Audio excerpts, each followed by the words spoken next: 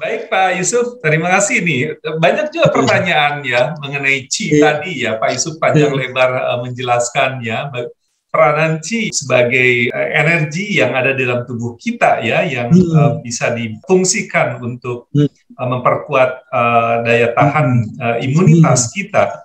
Bagaimana Pak Yusuf bisa menjelaskan ya lebih operasional ini kaitan Qi di dalam kegiatan kita bernafas itu?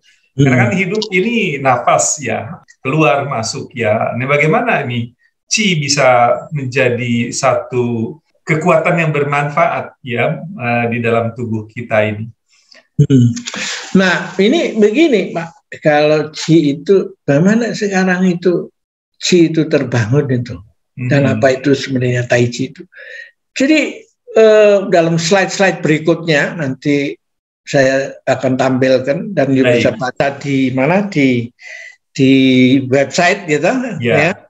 Itu akan melihat bahwa sebenarnya ketika bayi itu ada di dalam kandungan, dia sudah bertai chi itu. Coba bayangkan, dia kan diayun oleh ibunya kan, perutnya kan, ya kan, secara ritmis. Sehingga orang yang sedang hamil itu tidak boleh marah-marah, stres segala macam. Karena dapat pengaruh ke janin ya. Nah, dia itu sudah mendengarkan detak jantung daripada ibunya kan, benar? Sehingga dia sudah tahu ada perkusi, ada bahwa karena itu sebenarnya karena itu education and motion, ya toh? Kesehatan melalui gerak, pikiran dan musik itu sudah terjadi di dalam apa? Di dalam bayi itu sendiri, toh? Ya. Nah, karena itulah ketika dia lahir, dia hanya melanjutkan ini aja, Pak. Ya. Jadi itu sudah ada sejak bayi ya. Sejak bayi, ya toh? Nah, begitu itu coba ketika dari bayi, ketika rewel nangis, ibunya kan menimang begini kan, ya toh? Lalu dia diam, ditimang, ya toh? Jadi bayi yang menangis itu obatnya dipuk-puk, ya toh, tepuk-tepuk atau ditimang kan, benar? Dengan musik ada gerakan di situ. Ya toh, ada gerakan. Nah, kalau dia sudah itu gede lagi, oleh ibunya dikasih di ranjang yang bisa diayun kan, jorok kan, benar nggak? Untuk menenangkan pikiran dia sekarang, gitu. Nah, ketika dia sudah menjadi anak, gitu, anak-anak segala macam, dia senang dengan ayunan tuh. Kalau ada ayunan terus lari, gitu, mendekatin, gitu. Kenapa? Itu semua dia merindukan kembali Tai Chi di dalam perut ibunya. Nah, ketika sudah tua, lihat itu semua orang itu, kakek nenek juga itu ingin duduk di kursi goyang gitu. Dia bisa terus begitu. Nah, itulah konsep daripada Tai Chi itu adalah gerak. Nah, di mana sekarang posisi napas di dalam gerak itu, ya? Nah, saya akan coba jelaskan melalui slide, kalau bisa dibuka lagi nih, Pak. Baik, silakan, Pak Yusuf. Ya, supaya enak mandangnya. Nah, mereka ada di situ atas kemauan langit dan bumi itu bukan atas kemauan dia. Jadi rumput segala macam, bakteri apa segala kan, dia ada di alam semesta itu atas kemauan langit dan bumi kan, ya kan? Itu diceritakan bahwa ada satu orang murid yang sedang berguru pada seorang bijak, itu tiap pagi dia disuruh bersihin kebun halaman, no? Tapi dia mengatakan, guru, di depan jendela guru ini rumputnya selalu tumbuh setelah saya bersihin, tumbuh lagi. Bagaimana supaya saya tidak mengulang-ulang terus, saya uruk aja sama batu apa sih nggak tumbuh. Gurunya mereka, jangan main-main itu. Dia ada di situ. Bukan atas kemauan diri sendiri, tapi atas kemauan langit dan bumi. Nah, murid itu merasa tercerahkan dan lalu lari ke gudang mengambil cat dan membuat kaligrafi yang ini ditulis tahun 1000 ya, 1003-an gitu. 1073 itu sudah 1000 tahun lebih dan masih terkenal sekarang ini, yaitu jangan gegabah, dia ada di situ, bukan atas kemauan sendiri tapi langit dan bumi itu. Orang itu bernama Cao Tun-i. Oke. Virus juga begitu kan, benar ya toh? Jadi cara mengendalikan itu bagaimana? Nah, itulah yang munculnya ini ya toh? Nah, ini yang menjadi masalah, mengapa sih menjadi penting itu. Penderitaan menjadi tua, sakit, dan mati ini membuat orang bingung. Bagaimana orang menjadi tua, sakit, dan mati kok harus menderita itu? Siapa sih penciptanya? Kok sadis amat? Inilah yang menyebabkan ada seorang pangeran yang namanya Siddhartha Gautama yang diproyeksikan menjadi penerus kerajaan, mengatakan, Bapak, saya mohon maaf, saya nggak mau jadi raja dulu. Saya mau memecahkan masalah ini menjadi tua, sakit, dan mati menderita. Seperti gambar ini kan, benar nggak? Ya, itu sudah luas, hebat, kaya, simpenannya banyak, tapi berat. Mendadak yang begini tapi nggak ada gunanya lagi kan. Nah, lalu untuk apa itu gitu? Ya. Nah, sekarang jumlah lansianya ini menjadi ke tahun 2045 ini di Indonesia emas ini kalau ada 4 orang Indonesia, maka 1 itu lansia itu 25%. Ya, ya, kalau mereka yang jadi kursi roda gini goyang, ya di kursi goyang, di kursi roda dituntun sebelah, kan jadi beban anaknya kan. Sehingga Indonesia emas itu hanya ada di kalender doang. Tapi dalam kenyataannya keluarganya harus pagi-pagi ngambil karcis ke dokter untuk daftar. Nanti sorenya atau itu mengantar orang tuanya lagi ke dokter, ya, dikasih resep, beli ke apotek lagi, keluar duit lagi, ya, lalu di rumah minum obat, tapi nanti setelah berapa waktu datang lagi ke dokternya lagi, disuruh cek laboratorium lagi, benar nggak? Ya, terus bolak-balik terus, ya lalu memang ya, lalu Indonesia emas itu hanya di atas kalender doang, ya. Dan kalau ini menjadi beban, menjadi itu secara nasional itu akumulatif, BPJS-nya kan kedodoran kan, ya. Nah, itu pun terjadi di negara maju, sehingga Obamacare apa segala macam itu juga bisa membuat negara itu bangkrut kan, ya.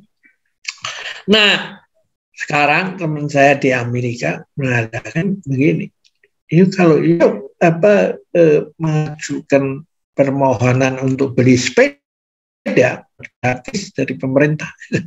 Kenapa? Supaya itu kerjanya nganggur doang, diem doang, sedentary life, gitu. Kalau orang ini beli sepeda, dia beliin, dia dibayarin. Karena itu lihat kan sekarang itu industri sepeda, toko-toko sepeda kan merek-merek internasional kan mendunia kan, benar? Ya, di mana-mana orang sepeda. Ya. Nah, sekarang ini Pesta Indonesia Emas, begitu, ya. Nah, Pesta Indonesia Emas ini tiba-tiba juga akan hilang kalau terjadi perang nuklir kan, ya. Seperti sekarang ini tuh, membunuh dengan sekali ledakan kan, sehingga yang punya tempat ibadah juga hilang, dan punya lembaga asuransi tempat menitip menjamin punya keamanan punya harta juga mati juga, hilang juga. Jadi manusia sekarang ini sedang menghadapi 2 masalah yang berbahaya, yaitu perang dunia dan menghadapi COVID ini, virus ini yang membunuh manusia itu, killing me softly, ya toh. pelan-pelan, tapi duit itu diolos terus akhirnya mati juga. Nah, karena itulah mereka latihan Tai Chi yang ikut di kelompok kita itu menutup kita punya latihan itu dengan di 4 samudra dan 5 benua, semua orang bersaudara. Ya kan? Karena itu orang bertanya, kenapa kok Bapak punya latihan Tai Chi penutupnya begitu? Nggak pernah saya lihat itu di aliran-aliran Tai Chi bela diri, di apa yang dipertandingkan apa, itu hanya sekedar joget-joget apa gerak aja. Sebab nggak ada konsepnya, kosong itu. Dan itu nggak bisa memberikan ikut mencegah perang dunia kan. Nah, karena itulah kita memberikan latihan Tai Chi yang sekaligus mengembangkan di 4 samudra dan 5 benua, semua orang bersaudara.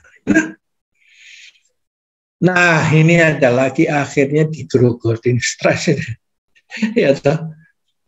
Yang grogotin itu barang yang terlembut menembus yang terkeras, hati dan pikiran manusia itu. Kalau hati dan pikiran manusia itu sudah tertembus oleh stres itu, maka semua Anda punya hasil cek laboratorium itu terbalik-balik. Yang mestinya standarnya rendah menjadi tinggi, yang mesti hasilnya tinggi menjadi rendah.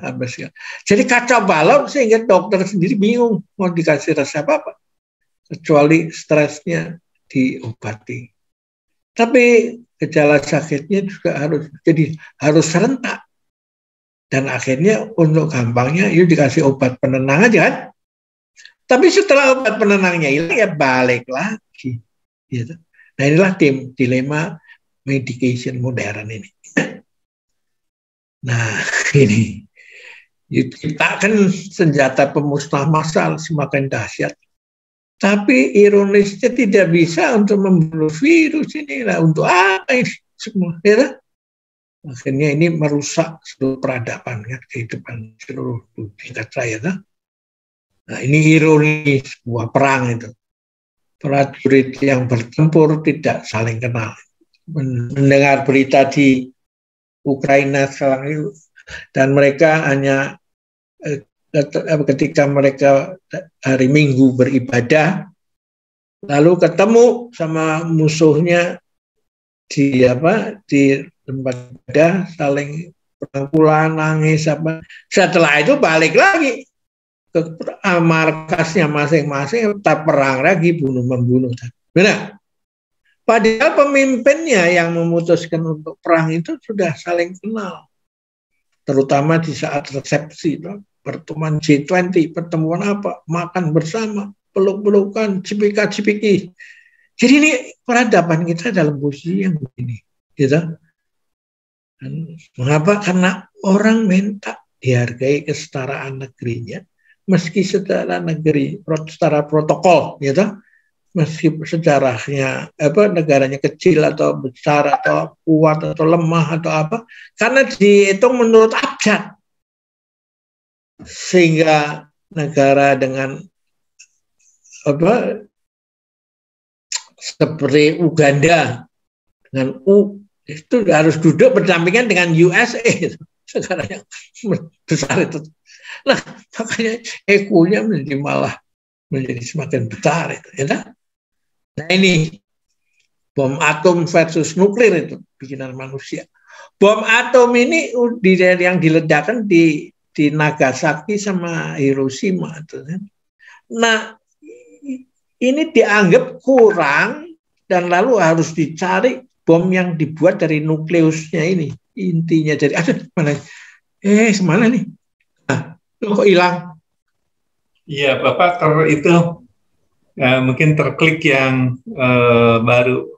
Bapak stop share, screen aja dulu yang warna merah itu, diklik kembali, ya. Nah, nanti Bapak tuh munculkan kembali yang tadi. Ini share lagi, Bapak share lagi. Share lagi, terus kemudian yang tadi muncul. Nah ini, ya. Ini dibikin bom nuklir, saya ledaknya habis-habisan ini, luar biasa. Dan cilakanya yang dibunuh bukan musuhnya, tapi dirinya sendiri juga yang punya.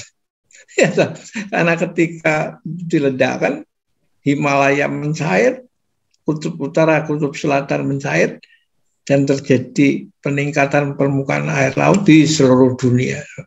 Dan lalu terjadi awan segala macam yang membuat sinar matahari nggak bisa masuk, ya apa segala, sudah radiasinya berkaca balok. Jadi ini semua manusia sedang, nggak tahu apa disebut ini manusia maju atau manusia yang sedang bunuh diri. Nah ini kita, kalau you belajar filosofi Tai Chi ini, lalu you mengerti ya, harus bagaimana hidup sebagai ini semua. Nah, karena itu Dalai Lama mengatakan ketika when us was surprise him most about humanity, answered man, because he sacrificed, dia mengorbankan dia punya kesehatan untuk mendapatkan uang, lalu mengorbankan uangnya untuk mendapatkan kembali kesehatannya. Lalu dia hidup dalam semua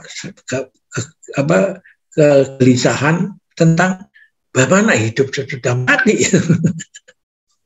Sehingga dia tidak pernah enjoy hidup di detik ini dan di sini. Hasilnya apa? Dia menjadi orang yang tidak pernah hidup di present dan juga di future. He live, dia hidup seolah-olah dia never going to die, and dies having never really live. Jadi kalau you lihat itu orang itu kan ketika ulang tahun apa didoakan supaya panjang umur, itu kan seolah-olah yuk hidup yang nggak pernah berhenti kan, tapi nggak ada, satu saat kan masih mati kan, benar ya toh, dan dies, sehingga akhirnya dia mati tanpa pernah merasakan hidup ini. Nah ini mengapa Tai Chi menjadi penting, mengapa kita menggunakan pendekatan di 4 samudra dan 5 benua. Ini populasi dunia berdasarkan kontinen dan bahasa. Ini bisa lihat nanti, bumi ini 70,8 miliar, dan kalau ini dianggap 100%, 11% ini berada di Eropa doang, ya. Hanya 14% hidup di Amerika Utara dan Selatan, ya. Nah, bahasa apa ininya semua di Eropa, 5% ada di Amerika Utara, 9% berada di Amerika Selatan, 15% di Afrika, 60% berada di Asia. Ya, lalu bahasanya 12% Mandarin, Spanyol ini semua, ya, 60% bahasa ibu mereka sendiri-sendiri, ya. Jadi masyarakat begini kan akan tarung kan. Nah, ya mau pakai ilmu apa? Mau pakai ilmu apa? Karena ternyata yang mau menyatukan sudah pecah dalam sektor-sektor di dalam dirinya sendiri. Karena itu bagaimana bisa membangun dunia kalau membangun tidak dimulai dari diri sendiri. Ya, kan?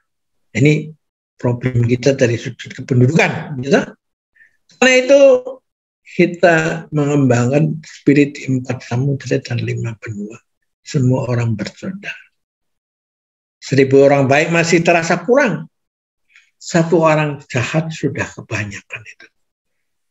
1000 kawan masih terasa kurang, 1 musuh saja sudah kelewat banyak itu. Nah, bagaimana etik yang harus kembangkan itu apa? Jangan risau kalau orang tidak mengenal kamu, tapi risau kalau kamu tidak mengenal orang itu. Sedangkan kita tahu sendiri orang narsis itu kan orang yang pengen dikenal. Orang yang post power syndrome itu kan ketika nggak berkuasa lagi diganti tempatnya, itu dia takut itu, karena itu bikin keanehan macam-macam supaya minta diperhatikan kan. Jadi konsepnya pada ego. Ya. Nah, Tai Chi melatih ini semua. Ya. Ini orang-orang yang di perusahaan itu mudah-mudahan dengan cerita ini dia mulai memahami kan bahwa ternyata ide Pak Yus, kita punya kelompok yang Tai Chi sambil duduk itu bisa memberikan masukan energi positif kepada perusahaannya, sumber daya manusia di perusahaannya toh. Nah, ini orang Jawa mengatakan hamemayu hayuning bawono, hayuning manuso gumantung marang hayuning bawono. Cantiknya manusia tergantung pada cantiknya dunia. Hayuning bawono gumantung marang hayuning samudoyo. Cantiknya manusia bergantung pada cantiknya alam semesta. Nah, ini yang terjadi sekarang dengan global warming kan. Ini yang satu lagi disinyalir oleh orang-orang bijak. Yuk, duit triliunan apa segala macam dipakai untuk riset, pergi ke bulan sama Mars. Bersamaan itu juga yuk rusak kan kehidupan di muka bumi ini triliunan juga, ya toh. Perang lagi ini segala macam, ada nuklir apa segala. Jadi manusia ini jadi mau dikatakan apa lah. Nah, karena itu agama yang merasa seharusnya mengklaim sebagai mau membuat dunia damai, itu oleh Dalai Lama dikatakan begini, agama terbaik itu adalah agama yang membuatmu menjadi orang yang lebih baik. Apapun yang bisa membuatmu lebih berwelas asih, lebih berpikiran sehat, lebih objektif dan adil, lebih menyayangi, lebih manusiawi, lebih punya rasa tanggung jawab, lebih beretika. Agama yang kualitas seperti ini adalah agama terbaik. Ya, ini Dalai Lama. Ya. Nah, ini penting. Mengapa Tai Chi untuk guru dan dosen ini? Kita punya anggota itu banyakan dosen. Guru belum mencapai. Nanti kita sedang memprogramkan untuk mencapai guru juga. Ya, kan ada Persatuan Guru Republik Indonesia atau PGRI. Ya. Nah, mengapa? Ketika Jepang kalah perang dunia, Kaisar itu bertanya kepada masyarakat, pimpinan pemerintahan, masih ada berapa guru yang sisa itu? Dia bukan mentarnya masih ada berapa jenderal, pengusaha atau segala macam, gitu.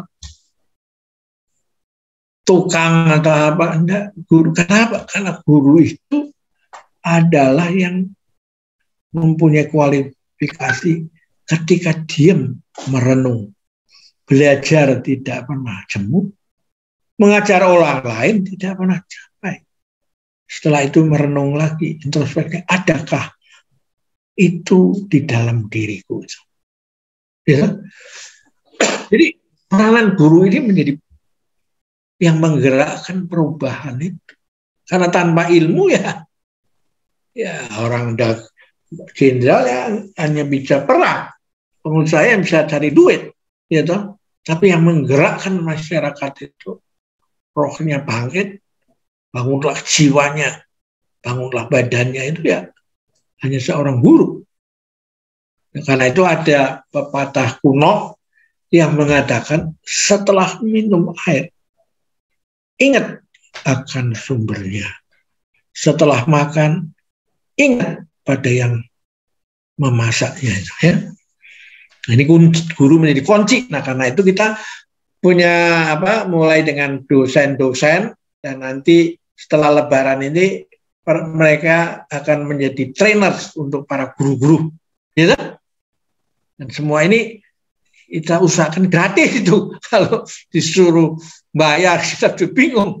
Dikasih 100.000 sebulan juga susah. Ya dikasih ini, lalu yang lain tidak bisa bayar. Ya kan? Dikasih 500.000, 1 juta sebulan. Padahal itu 30 hari, hampir 30 hari, 25 hari, 26 hari itu disuruh bayar 100.000. Ya kan? Susah. Pada 1 hari itu cuma berapa? Ya, 3 rupiah. Tapi nah semua bisa ikut, jadi pusing-pusing. Kita udah digratisin aja semua. Seperti apa? Langit maha mengayomi tanpa pilih kasih, bumi maha mendukung tanpa pilih kasih, matahari dan rembulan menyinari tanpa pilih kasih. Jadi nah nanti kita mengharapkan para dermawan itu bisa membantu mengajakkan kita itu, kami punya kelompok ini untuk mengadakan TOT, training of trainers, untuk para dosen dan guru. Gitu? Karena ketika mereka pensiun umur 55, apa itu kemampuan untuk mentransform, merubah, mencerahkan manusia itu kan sudah paling peaknya lah.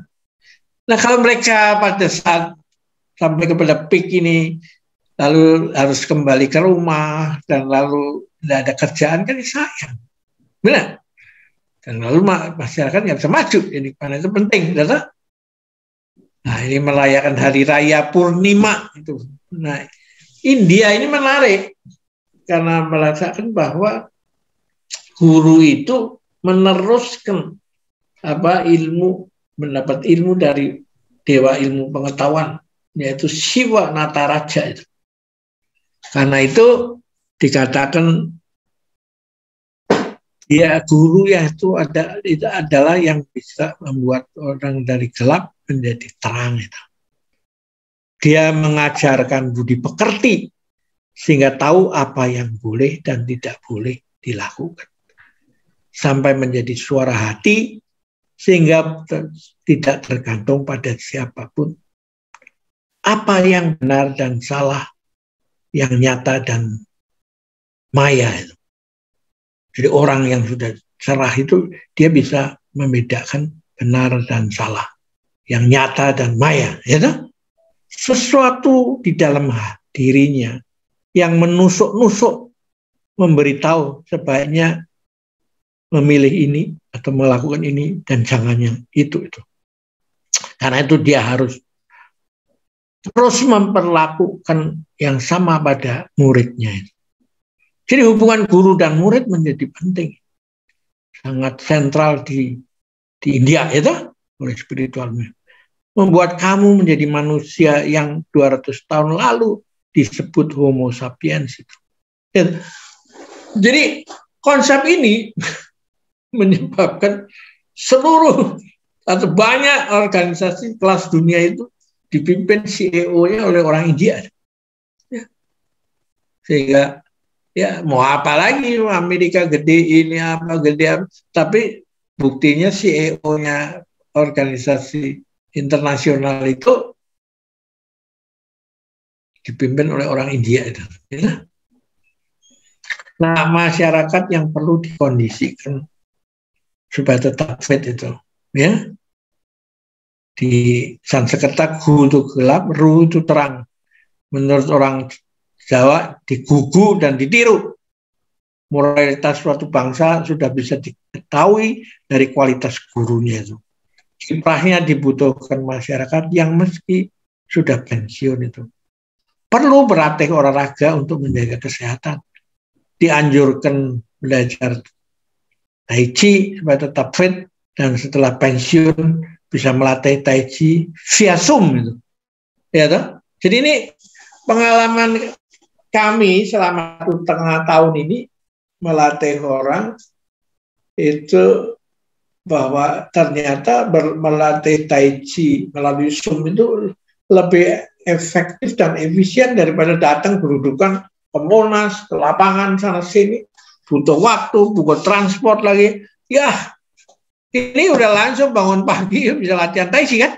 Benar, ya toh? Jadi ini pengalaman kita mau kita tuangkan di dalam nanti gerakan kelompok komunitas tai chi ini ke masyarakat ya.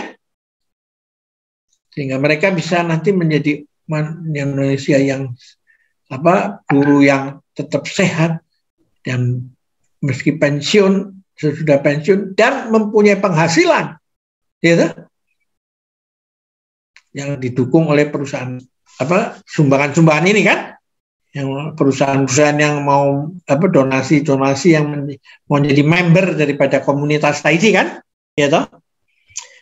Nah selanjutnya profesi nakes nih, profesi perawat terutama, karena bekerja sebagai perawat itu sebenarnya pekerjaan yang sangat riskan. Dia hidup tiap hari bisa diinfeksi, ya toh. Dan kalau dia punya imunitasnya lemah, dia bisa ketularan itu. Nah, terutama yang di shift 3, yang setelah pulang ke rumah, masih harus nyuci pakaian, masak, apa segala macam. Itu banyak turnover-nya, ganti keluar masuk di tingkat situ. Gitu. Menjadi sangat susah mencari orang di shift 3. Gitu. Nah, kalau nanti ini tai chi ini bisa diajarkan pada mereka, mereka bisa menularkan itu pada pasiennya yang sedang dirawat, kan? Gitu. Kan ada televisi di situ, tai chi sambil duduk, sambil tiduran juga bisa, gitu. Ya, profesi ini nanti kita mau kembangkan ke arah profesi ini. Karena itu di Harmoni Agung, di 4 Samudra dan 5 benua, semua orang bersaudara. Gunungnya tetap gunung yang sama. Jalannya pun tak pernah berubah sepanjang masa. Sesungguhnya yang berubah adalah pikiranmu. Gitu? Nah karena itu simbolnya ini. Tangan kirinya unta 4 samudra, tangan kanannya mengepal itu 5 benua, dan jempolnya itu dimasukkan itu menjadi bersatunya di 4 samudra dan 5 benua. Orang Indonesia Timur, kitong semua bersaudara, ya. Ini harus menjadi konsep dunia, ya.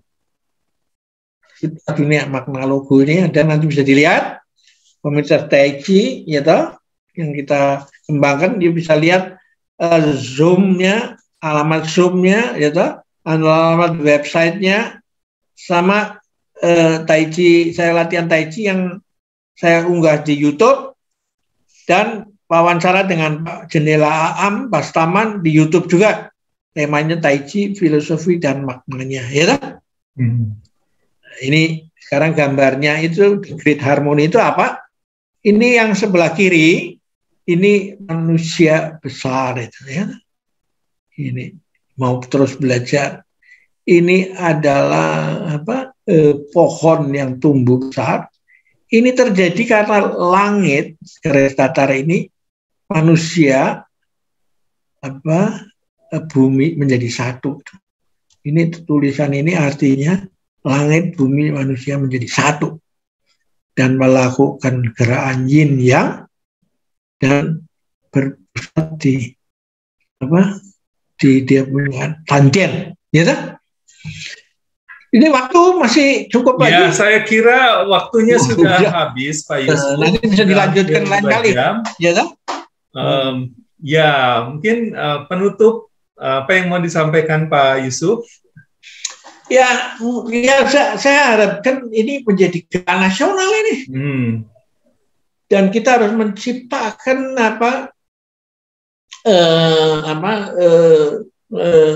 pelatih-pelatih gitu, ya, yang semua orang bisa mencapai tanpa kendala usia, tanpa kendala harus bayar atau apa segala macam. Benar. Karena itu harus dapat dukungan politik maupun ekonomi maupun sosial atau apa, ya toh, supaya ini bisa berjalan itu, ya toh? Karena kalau enggak ada itu, enggak ada. Ini semua ilmu yang membutuhkan guru, kan, untuk menjelaskan. Nggak bisa saya hanya kotak-katik apa segala macam melatih gitu lalu semua orang ngerti. Kalau nggak ngerti patah di tengah jalan, gitu. Karena di dalam latihan napasnya itu kita menggunakan napas masuk terus sampai ke perut bumi, terus balik lagi keluar sampai langit ketujuh, masuk lagi ke dalam sampai perut bumi, gitu. Nah terus itu berputar clockwise, berputar counter clockwise, maju mundur, gitu, naik turun, gitu. Nah semua ini lentur sehingga orang sambil tai chi itu bisa di rumahnya sempit, di dapur atau di mana. Bahkan seringkali saya mengatakan pada dengan metafor, dengan contoh, yuk bisa berlatih tai chi di toko barang antik gitu.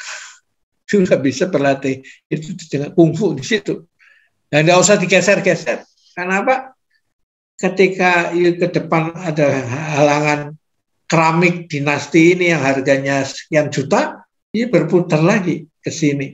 Ketika ke sini menghadapi cangkir antik atau Gucci atau apa, ini bisa berputar lagi terus.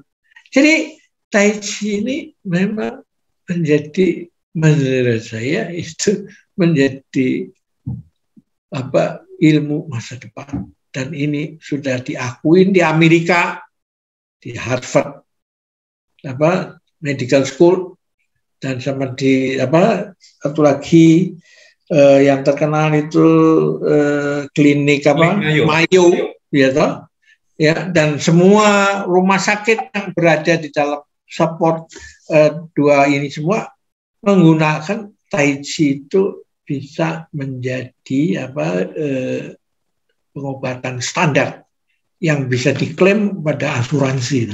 Benar. Nah, kita di sini mempunyai rencana mengadakan tai chi untuk riset sedang terjadi, dikerjakan oleh Dr. Yulia, seorang psikiater, dan mungkin beberapa bulan lagi nggak lama lagi kan dirilis. Itu dia sudah melatih orang